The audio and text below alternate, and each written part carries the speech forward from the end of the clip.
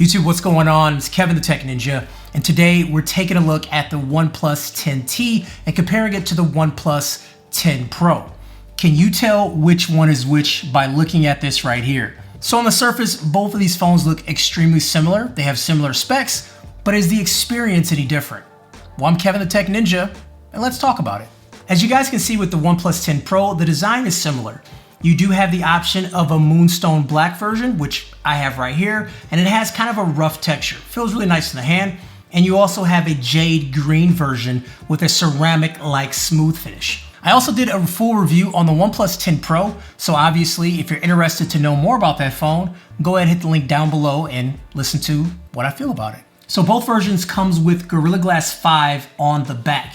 And in hand, the OnePlus 10T is slightly shorter than the 10 Pro. There's no IP68 certification here, and surprisingly, there's no alert slider. If you know anything about OnePlus devices, they have always had this alert slider, which I find extremely handy. When you go somewhere, you can just hit the alert slider and put your phone on vibrate instantly, but it actually is not here on the 10T. It may seem minor, but the alert slider is one of the cool features about a OnePlus device. OnePlus said they did this so it could have more space inside the phone for things like a better antenna and also high wattage charging. I can't say that it's not worth it, but the alert slider is something that I absolutely miss now that it's not on this phone. Beyond that, the front of the smartphone is also pretty familiar. It has a 6.7-inch Full HD Plus AMOLED panel with a 120Hz refresh rate, up to 950 nits of brightness, and touch response rate up to 1000 Hz. You also get things like HDR10 Plus and 10-bit color support. So both devices do have stereo speakers, but I think the 10 Pro speakers are better, but I'll let you hear this for yourself.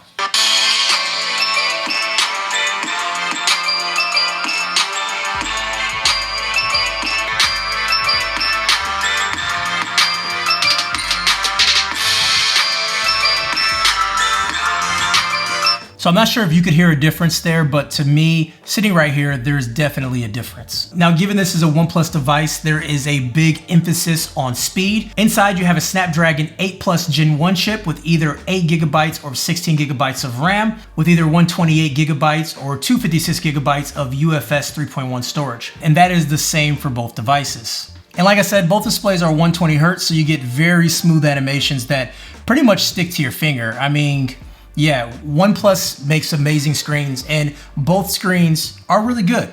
Now, I will say the OnePlus 10T is a 1080p display, and the OnePlus 10 Pro is 1440p.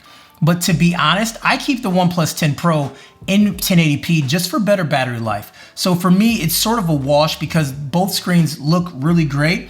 And when using them day to day, I can't notice the lower res on one compared to the other, even when I have it in the high res mode. So I end up moving it back to 1080p, and I think they look great. But of course, if you're chasing specs, then you're going to lean towards the Pro, which has a higher resolution. So both phones are rocking Android 12, and you're gonna get tons of updates. OnePlus did promise 3 years of updates for the 10T. And I will say the 10 Pro so far has been getting a lot of updates, security patches, and just software updates to fix bugs and things like that. So OnePlus is staying on top of updates, and that's something that is really nice about getting a OnePlus device. Even though they release a new one every 6 months, you are still getting a decent amount of updates. So with both phones rocking the same hardware and same OS, you're gonna experience the same thing when using the phone. So for me, the 10T is just an awesome performing phone. Right to the moment you unlock it, you're greeted with this wallpaper that sort of blasts at you like this little animation. And then from there, you have just this super buttery smooth experience. When launching apps, everything is pretty much instantaneous. When going between apps, everything is super fast as well. I mean, I just absolutely love using this device. Day to day, you just experience this smoothness, this fluidity. I mean, OnePlus is known to have a very smooth phone, but it is definitely apparent when you're looking at the 10 series. Whether it's the 10T or the 10 Pro, you have just an amazingly fast phone with some super quick animations that makes the experience even better. Now the OnePlus 10T does have something pretty unique. It has the largest vapor cooling chamber on any OnePlus device. So in theory, it should stay cooler compared to the 10 Pro. Now, I haven't experienced a lot of overheating on the 10 Pro, so I'm not seeing that. but at the same time, this is some nice technology baked into it. OnePlus says that it offers around 50% better cooling. I really can't test that, but I did try my hand at some games, and so far, the phone has managed to stay pretty cool. There's also a hyper boost mode, which improves gaming frame rates.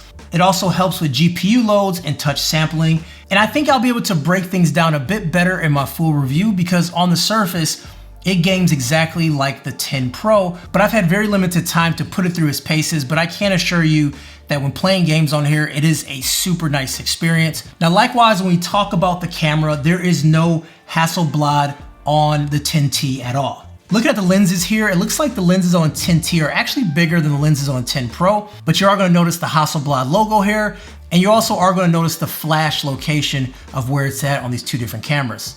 Also, the way the camera protrudes out on the 10T compared to the 10 Pro, you notice a little bit difference here. And the 10T, it sort of blends into the phone, whereas the 10 Pro, it just kind of pops out the phone here a little bit. So on the 10T, the wide angle lens is 50 megapixels.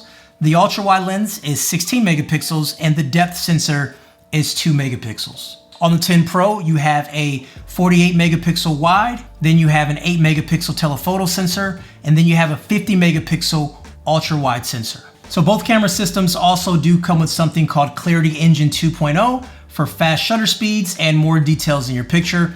There's also Super HDR mode and Nightscape 2.0 for low light performance.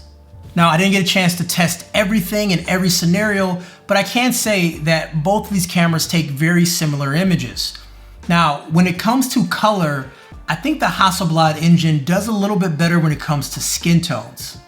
The reason I say that is when I take a selfie, I feel that the selfie's color system is a little bit better on the 10 Pro than it is on the 10T. But overall, when taking pictures of landscape, taking pictures of, pretty much anything else, I feel like the color is pretty similar between the two cameras. I will say that the cameras are below Apple, below Samsung, below the Pixel, but overall they are still solid cameras. I do think for video, both of these cameras do struggle compared to Apple, compared to Samsung. I think the gap for that is much wider than they really want it to be, because the Samsung and then Apple, their camera systems are really great for video, whereas the OnePlus still sort of struggles with video overall. But once again, most people wouldn't mind how it looks. Just for someone who uses those type of devices often, I can see a dramatic cutoff between those two. Now, speaking of Apple, speaking of Samsung, speaking of Google, they don't include charging bricks in their devices anymore. But OnePlus still does.